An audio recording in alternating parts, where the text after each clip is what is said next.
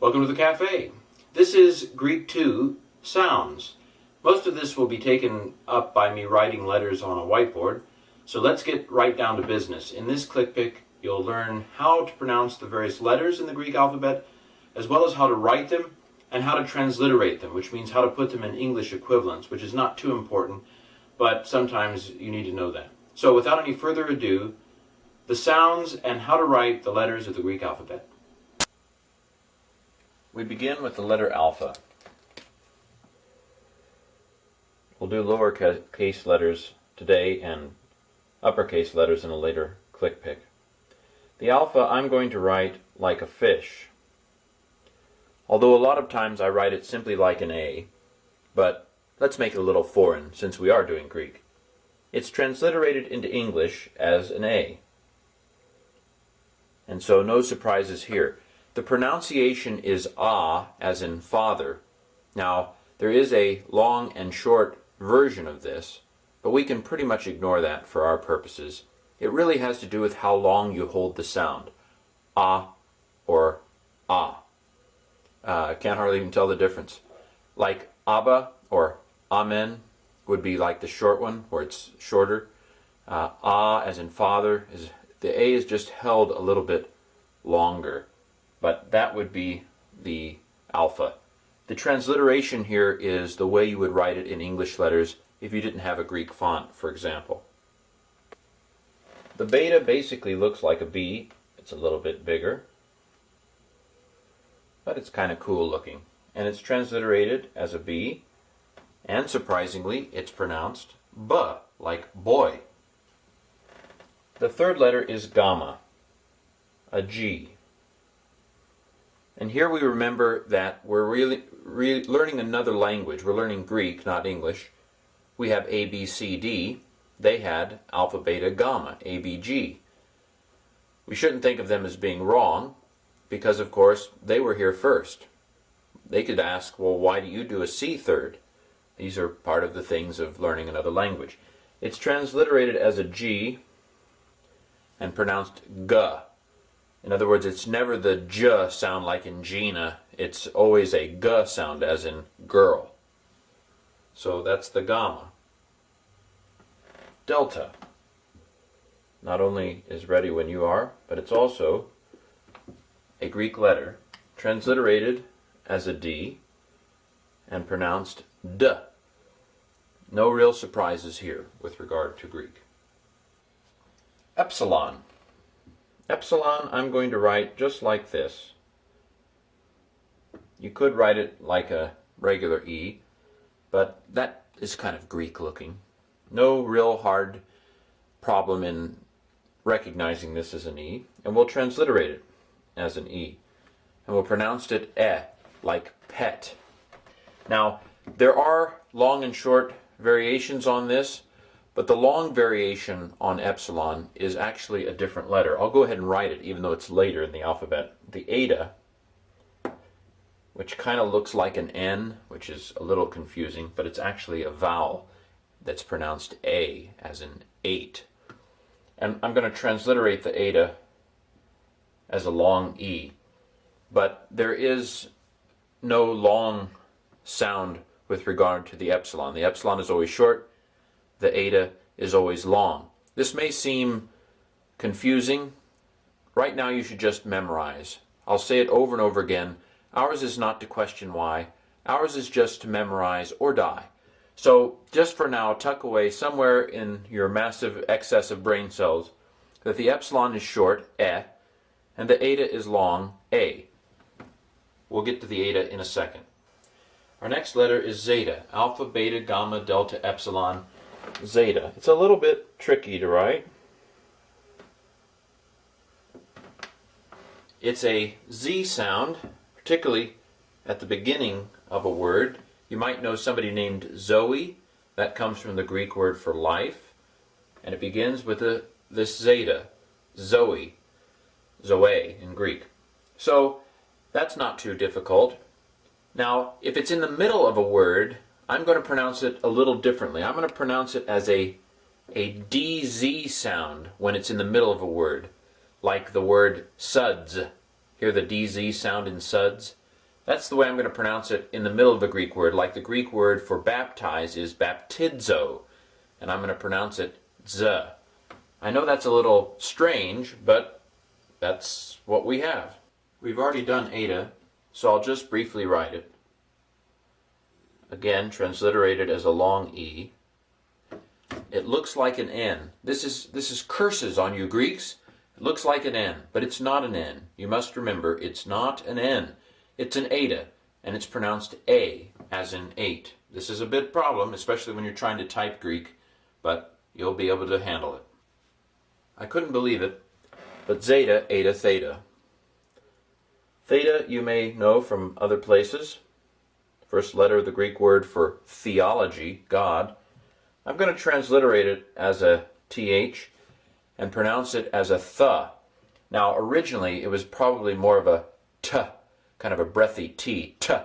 You know how some people from India do with like D's. I talk to him like this. Da, da, da. That kind of a breathy D or T sound is what we're looking at here. So it was originally, if you could hear the sound in the two words potholder, between the T and the H, potholder, t, that's probably what it was originally. But I'm just going to pronounce it like a theta, like a th, th. Zeta, eta, theta, iota. An iota looks a lot like an I, but notice it doesn't have a dot. Don't put a dot on it. That really irritates us. There's no dot, but it is transliterated as an I. There is both a long and a short sound here. The short one is like the I in pit, I, and the long one is like the E sound in machine. Notice that in English, machine uses an I, but it sounds like E. This is confusing. I'm sorry. I didn't create the language. But the short I is I, and the long I is E. This is not really important. Most of the time, in fact, the overwhelming majority of the time, it's not going to make any difference whether you know whether it's long or short. Kappa looks like a K. Don't put the, like in English, the line up to the top. It doesn't go there. It's a small kind of squeezed in the bottom half K, but we will transliterate it with an English K, and it is pronounced K, as in Kappa or kitty cat. Lambda starts up at the top, comes down to the bottom, and like that, and we'll transliterate it with an L, and it's pronounced L, as in lamb or whatever. Kappa, lambda, mu. Mu starts below the line, goes up there. It kind of looks like a funky M if you look at it, but it's a mu. It's more like a U with some curls. Pronounced and transliterated as in McDonald's. Hey, I think I'll have to stop and go to lunch. That was a stupid thing to say, but I'm too far in to delete it, so it'll stick. Lambda, mu, nu. Nu looks like that, and is transliterated like that and pronounced as in number. Now, here's another irritating one. The eta was irritating because it was an A sound and it looked like an N. This is a nu that is supposed to be an N, but it looks like a V. Who invented this language? Anyway, it's not a V. It's an N. This will take some getting used to, but no one said that this was going to be easy. Kappa, lambda, mu, nu, xi. Xi kind of looks like a backwards 3. It's a big letter. It doesn't occur very often. I'm going to transliterate it as an X and pronounce it x. Notice I said xi instead of xi. More on that when we get to P, which I will not pronounce pi. Anyway, it's an X sound, and it's pronounced x, and it looks like a backwards 3. Lambda, mu, nu, xi, Omicron. Omicron looks like an O, transliterates as an O. Omicron is O. Micron, it's the small o, the little o. The last letter of the Greek alphabet, Omega, is the long O. Now, different Greek teachers pronounce these differently. So, for example, some Greek teachers pronounce this as logos, and others pronounce it as logos. I'm going to stick with the shorter, longer sound to where the Omicron is like the O in obey. See, it's not held quite as long. And the Omega is like the O in note. O. In other words, it's held out a little bit longer. We'll do the Omega again in a second when we get to the end of the alphabet. P. Notice I didn't say pi. I'm going to call it P. Now, of course, I can't stop you from doing whatever you want to do out there in internet land, but I'm going to pronounce it as P, transliterated with a P, pronounced P. No surprises here. Pro. This is the R, and unfortunately, it looks a little bit like a P, except it doesn't have a hard kind of thing up on the top there. This is hro, and when it comes at the beginning of a word, you're going to pronounce it with an H in front of it. Hro. Actually, you don't have to. But we're going to just use it as a basic R. It might have had more of a kind of a throaty effect to it, but we're going to go ahead with a standard anglicized kind of sound, because that's easier for us people. Sigma. This is the S sound. It looks like an O with a little flick on the top, like my hair. We're going to transliterate it as an S, and we're going to pronounce it S. No problems here. Sailing. Now there is one little quirk, and that is that it looks like this at the beginning or in the middle of a word, but at the end of the word it looks like this. Who knew? Again, other languages don't do things the same way that English does, and Greek has a different form for the letter sigma at the end of a word than in the beginning or the middle of a word. It shouldn't be that hard because it actually looks like an S. But the wonderful world of sigmas. Tau. Looks like a T, transliterates like a T, pronounces like a T, T. Must be a T letter. Sigma tau upsilon. We're going to write the upsilon like a U, but surprisingly we're going to transliterate it like a Y. I don't know why. I think they probably did this because when it came into Latin it was put as a Y. But you may know the song, Kyrie eleison on the road that I must travel. Probably you don't. But the first word there is Kyrie, which comes from the ancient liturgy of the church, which means Lord. Kyrie eleison, Lord have mercy. Well, that second letter, the Y, is an upsilon in Greek. I might just say that the upsilon does have a long and a short, but it's not going to make much difference to us. We're going to pronounce it as U. I suppose technically it would be U, but we're not going to do that. Upsilon phi. Phi looks like this.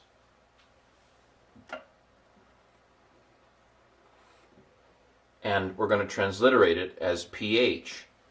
We're going to pronounce it as F in this class. Again, it's like the theta. It probably originally was more like P. Stop here. If you were to take the P and the H, it was probably more of something like that. But I'm going to go ahead and pronounce it as a F sound, as in philosophy. Phi, chi. We're going to write it like an X. And take this a little bit below the line. I'm going to transliterate it like this and pronounce it like the Scottish lach or the German ich. It's kind of a kh sound like the th and ph, but we're going to just pronounce it most of the time k, maybe with a little extra guttural into it. But we don't translate it as an X. Remember, we transliterate the xi as an X. We're going to transliterate this as a ch. Phi, ki, psi. The psi is going to look a little like Poseidon's trident there. We're going to transliterate it as a ps, and we're going to pronounce it ps. Oops. This is, of course, the letter from which we get psychology, those kinds of things, psyche. It's a ps sound in Greek. In English, we don't pronounce the p. In Greek, we will. Psuke, so for example. And finally, we've already done omega, the last letter of the Greek alphabet, the omega, pronounced O as in note. Now what you should do is you should listen to this several times. You should write some lines on some paper and try to write them all out. There are also, at the end of this web page, you'll find the text of Mark 1, 1 through 8. Go through Mark 1, 1 to 8 and see if you can identify all of the letters in the Greek alphabet. Thank you. And so there you have the sounds and how to write the letters. This concludes this click pick. In the final click pick of the alphabet trilogy, we'll talk about how to combine letters, diphthongs, I, O, which is not a diphthong but a different kind of combination, and some other little details of the alphabet that we really need to cover before we really dig into the Greek language. Thank you for joining me in this second Greek click pick.